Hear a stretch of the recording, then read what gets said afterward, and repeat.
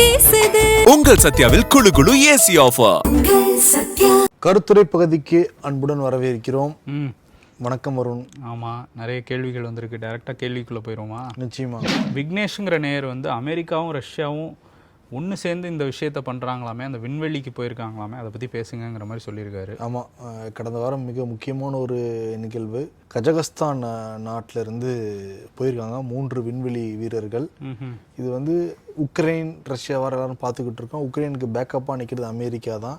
இந்த ஜியோ பாலிட்டிக்ஸில் அமெரிக்காவுக்கும் ரஷ்யாவுக்கும் ஒரு போர் இருந்துக்கிட்டே இருந்தால் கூட இந்த விண்வெளி ஆராய்ச்சியில் 2 நாடுகளும் ஒன்றா சேர்ந்து பல சாதனைகளை பண்ணிகிட்டே தான் இருக்காங்க.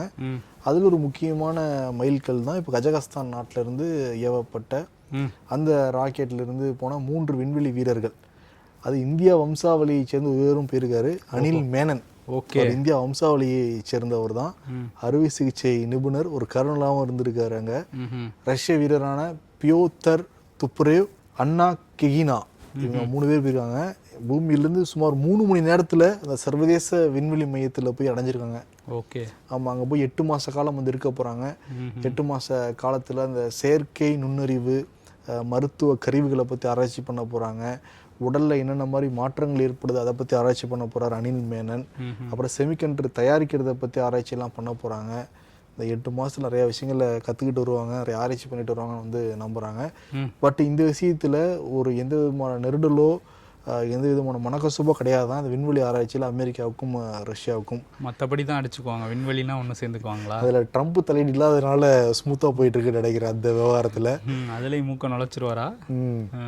சரி, இது ஒரு பக்கம் இருந்தால் கூட நம்ம அமெரிக்கா ரஷ்யா இதெல்லாம் பற்றி பாராட்டிகிட்டு இருக்கோம். இப்போ சீனா கூட வந்து அங்கேருந்து ராக்கெட்டை கீழே இறக்கி சாதனைலாம் பண்ணிட்டாங்க போன வாரம். அவங்களுமே எலான் மஸ்க் பண்ண மாதிரி ரீயூசபிள் ராக்கெட்டு. இப்போ என்னென்னா இந்தியாவில் வந்து நம்ம இஸ்ரோவில் தான் ஆராய்ச்சியெல்லாம் பண்ணிகிட்டு இருக்காங்க, ராக்கெட்லாம் ஏவிக்கிட்டு இருக்காங்க. ஆமாம், அதில் என்னென்னா கடந்த சில மாதங்களில் சில வருடங்களில் மட்டுமே, இந்த வருஷத்தில் மட்டுமே 100க்கும் மேற்பட்ட ஏ கிரேடு விஞ்ஞானிகள் ராஜினாமா வந்து பண்ணியிருக்காங்களாம். அது இந்தியாவில் இன்னொரு புதிய சர்ச்சையாக வந்து மாறி இருக்கு. ஆமாம், அடுத்தடுத்து இஸ்ரோலேருந்து வெளியே போகிறாங்க விஞ்ஞானிகள் அப்படிங்கிறது. ஆமாம், நிறைய செய்தி நிறுவனங்கள் அதை பதிவு பண்ணியிருக்காங்க, தேசிய ஊடகங்கள். அந்த விஞ்ஞானிகள் எல்லாமே ககன்யான் திட்டம், சந்திராயன் திட்டத்திலலாம் வேலை பார்த்த முக்கியமான விஞ்ஞானிகள். அதான் அதில் வந்து குறிப்பிடணும்.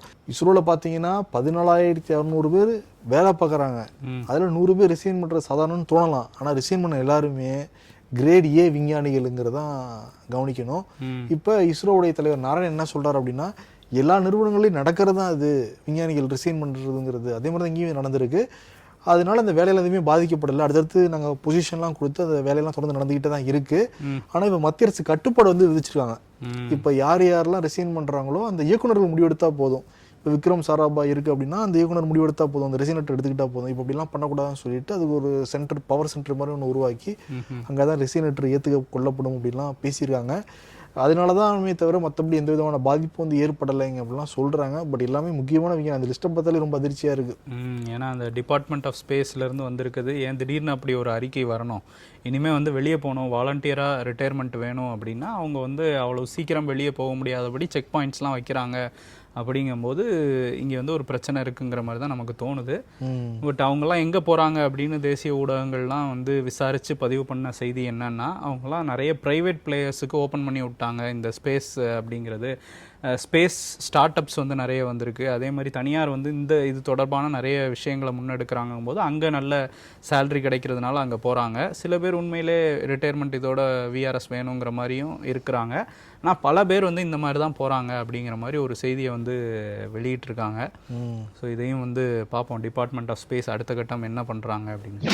சோனம் வாங்சுக்கோட கண்டுபிடிப்புகள் பற்றி பேசுங்க அப்படின்னு வந்து கேட்டிருக்காரு முத்துக்குமார் அப்படிங்கிற நேயர். நம்ம போன வாரம் வந்து சோனம் வாங்சுக்கை பற்றி பேசியிருந்தோம். ஏன்னா அவர் வந்து உண்ணாவிரத போராட்டத்தில் இருந்தார். அந்த நீட் தேர்வு முறைகேடுகளை ஒட்டி சிஜேபி பார்ட்டி முன்னெடுத்த அந்த இதில் வந்து உண்ணாவிரதம் இருந்துட்டு இருந்தார். நியாயமான கோரிக்கைகளோடு தான் இருந்தாங்க. அவர் யாருங்கிறதுக்கு நிறைய பேருக்கு தெரிந்தாலும் நம்ம வந்து சொல்லலாம். நண்பன் படத்தில் வந்து விஜய் வருவாப்புல, அதே மாதிரி 3 Idiots படத்தில் அமீர் கான் வருவாங்க. நண்பன் படத்தில் கொசக்சி பசப்புகள் பல கண்டுபிடிப்புகள் நிகழ்த்துவது ரொம்ப ஸ்மார்ட்டான ஸ்டூடெண்ட்டாக இருப்பார். அவர் தான் சோனம் வாங்சுக். சோனம் வாங்சுக் 1966 லடாக்கில் பிறந்தவர் தான் சோனம் வாங்சுக். அவர் ஒரு இன்ஜினியர் தான். படித்தது வந்து இன்ஜினியரிங் படிச்சிருந்தார். அவர் வந்து ஆனால் வெறும் இன்ஜினியர் மட்டும் சொல்ல முடியாது. அவர் ஒரு கல்வியாளர், சுற்றுச்சூழல் ஆர்வலர், சமூக போராளி, விஞ்ஞானி, கல்வி சீர்திருத்தவாதி அப்படின்னு சொல்லிட்டு அவருக்கு பல முகங்கள் உண்டு. அது வந்து நிறைய பேரோட இணைஞ்சு போராடியும் இருக்கார். இதுக்கு முன்னாடியே நம்ம வந்து கமெண்ட் ஷோவில் கூட அவரை பற்றி பேசியிருக்கோம். என்னென்னா அந்த லடாக் மக்கள் வந்து லடாக்கை யூனியன் பிரதேசமாக பிரித்தாங்க. பிரித்ததுக்கப்புறம் அங்கே ஒரு தேர்தல் நடத்தி அங்கே ஒரு ஆட்சியாளரை கொண்டு வந்து உட்கார வைப்பாங்க அப்படின்னு பார்த்தா டைரெக்டாக மத்திய அரசே வந்து அதை கவர்னன்ஸ்லாம் வந்து பண்ணிக்கிட்டு இருந்தாங்க. இது சரியாக இருக்காது அப்படின்னு சொல்லி தான் போராட்டத்தை முன்னெடுத்தார். இது மக்களாட்சியே இல்லை, இங்கே ஜனநாயகமே இல்லைன்னு ஒரு போராட்டத்தை முன்னெடுத்தார். லடாக்கில் பழங்குடி மக்கள் தான் நிறைய பேர் இருப்பாங்க. ஸோ பழங்குடிகளோட கலாச்சாரத்தை காப்பாற்றுற வகையில் 6வது அட்டவணையில் அதை கொண்டு வரணும் அப்படிங்கிற போராட்டம்லாம் முன்னாடியே வந்து முன்னெடுத்தவர் தான் சோனம் வாங்சுக். அது மட்டும் இல்லாமல் இவர் வந்து கல்வியில் பல சீர்திருத்தங்கள் பண்ணதுனாலேயே இப்போ இருக்கிற கல்வி அமைச்சர் தர்மேந்திர பிரதான், இப்போ வந்து சந்தித்து பேச மறுக்கிற தர்மேந்திர பிரதான் 2023 இந்த நேஷ்னல் எஜுகேஷன் பாலிசி புதுசாக கொண்டு வந்தாங்களா, அதில் என்னென்ன சேர்க்கலாம்லாம் சந்தித்து பேசியிருக்காரு அப்போ. ஸோ இவர் வந்து ஒரு முக்கியமான ஆளுமை தான் இந்தியாவை பொறுத்தவரையும். அவரோட கண்டுபிடிப்புகள் அப்படின்னு வரும்போது அவரோட முக்கியமான கண்டுபிடிப்பு அப்படிங்கிறது ஐஸ் டூப்பா அப்படிங்கிற ஒரு கண்டுபிடிப்பு. அது என்னென்னா வின்டர் சீசனில் ஐஸ் அதை வந்து அப்படி உருக்கி ஒரு ஸ்டூப்பாங்கிற ஒரு ஒரு ஒரு உயரமான ஒரு அளவில் அதை வந்து உருக்கி அப்படியே வச்சிடுறாங்க. வெயில் காலங்களில் தண்ணி கிடைக்காத போது அந்த லடாக் விவசாயிகளுக்கு அதிலேருந்து உருகி கொஞ்சம் கொஞ்சமாக தண்ணி போகிற வகையில் ஒரு கண்டுபிடிப்பு. ஸோ தண்ணி கிடைக்கிற நேரத்தில் அதை ஒரு பனிப்பாறை மாதிரி அதை உருவாக்கிட்டு அது போகிற மாதிரி ஒரு கண்டுபிடிப்பு வந்து அவர் கண்டுபிடிச்சிருக்காரு. இன்னொன்று லடாக்கில் குளிர் தாங்க முடியாத ஒரு சூழல் தான் இருக்கும். அங்கே வந்து அந்த மட்டை ஹீட் பண்ணி வெளியில் இருக்கிற குளிர் வந்து உள்ளே தெரியாத அளவுக்கு ஒரு கட்டமைப்பை கட்டுற மாதிரியான விஷயங்கள் பண்ணியிருக்காரு.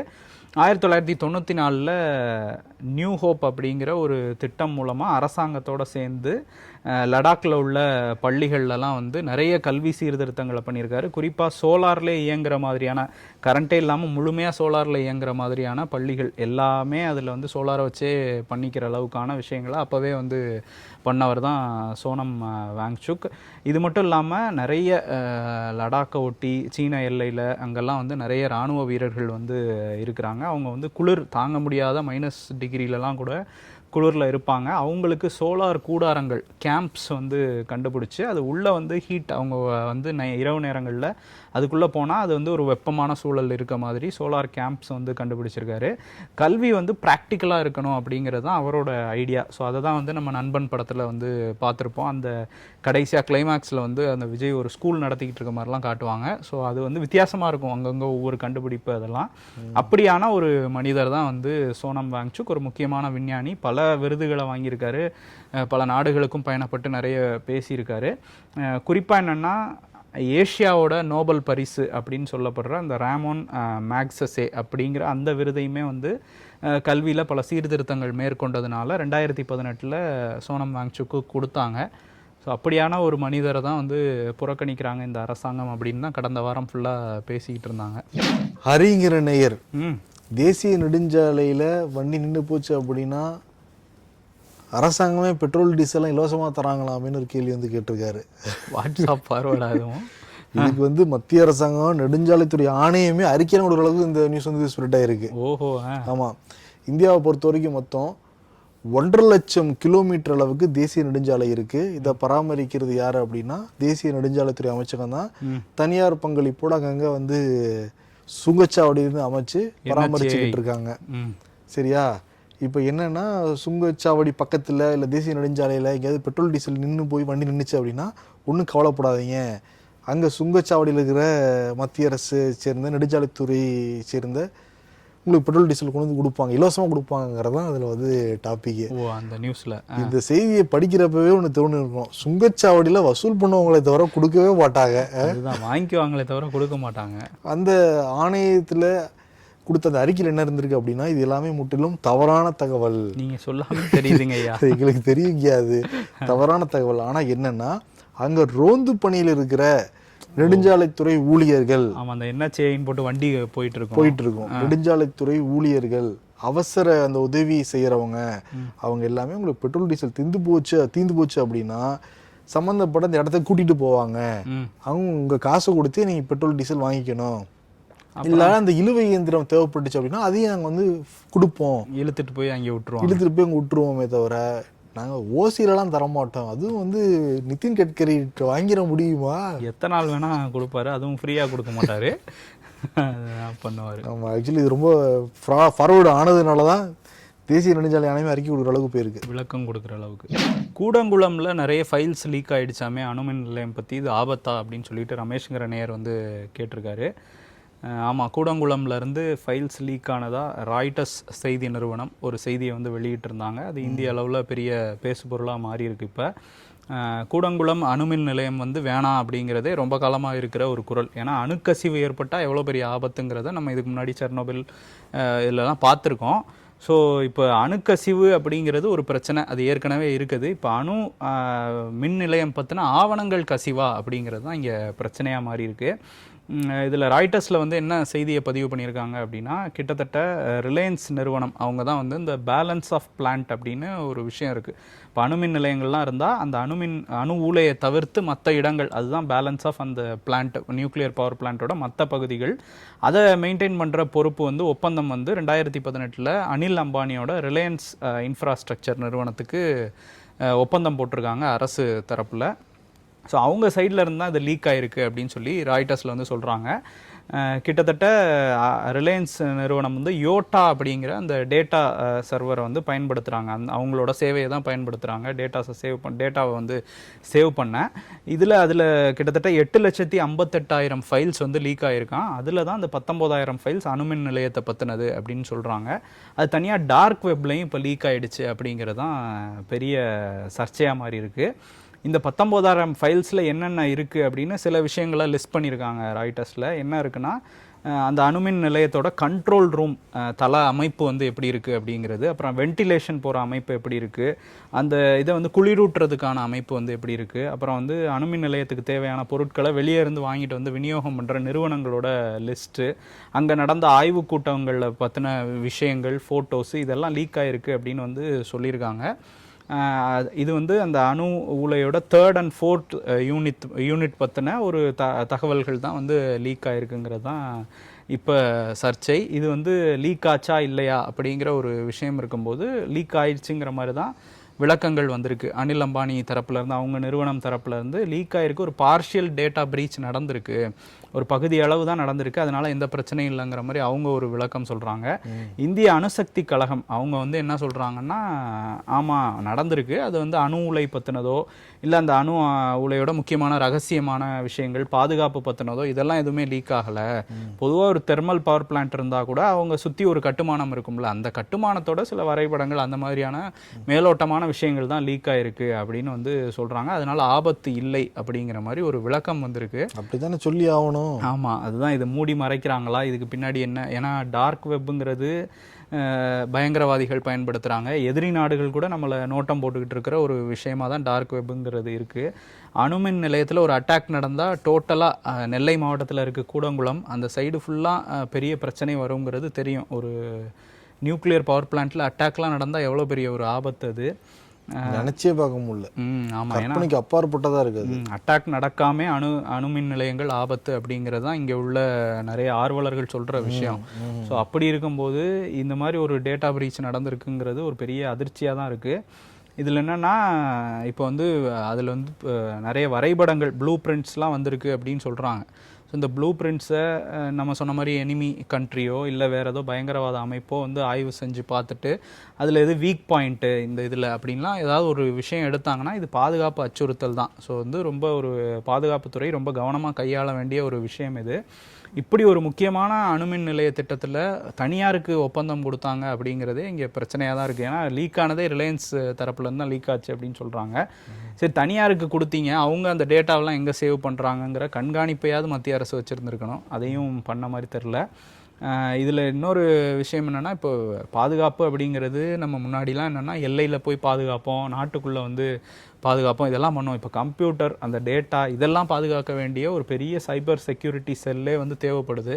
ஸோ அதெல்லாம் இந்தியா கிட்ட பலவீனமாக இருக்கா அப்படிங்கிற கேள்வி தான் இப்போ வந்திருக்கு. இப்போ இதை லீக் பண்ணது யாருன்னா வேர்ல்டு லீக்ஸ் அப்படிங்கிற அந்த ரேன்சம்வேர் ஹேக்கர் கும்பல் தான் இதை பண்ணியிருக்காங்க அப்படின்னு சொல்கிறாங்க. ஸோ இவங்க இந்த மாதிரி நிறைய விஷயங்கள் பண்ணுவாங்க. ஹேக் பண்ணி அந்த சர்வர்லேருந்து தகவல்களை எடுத்துகிட்டு இப்போ இந்த விஷயத்துலேயே அவங்க வந்து ரிலையன்ஸ் குழுமத்தோட தகவல்களை எடுத்துகிட்டு நாங்கள் வந்து நீங்கள் பணம் கொடுக்கல அப்படின்னா நாங்கள் லீக் பண்ணிவிடுவோம் அப்படின்னு சொல்லி தான் அது நடந்திருக்கதா செய்திகள் வெளியாக இருக்குது.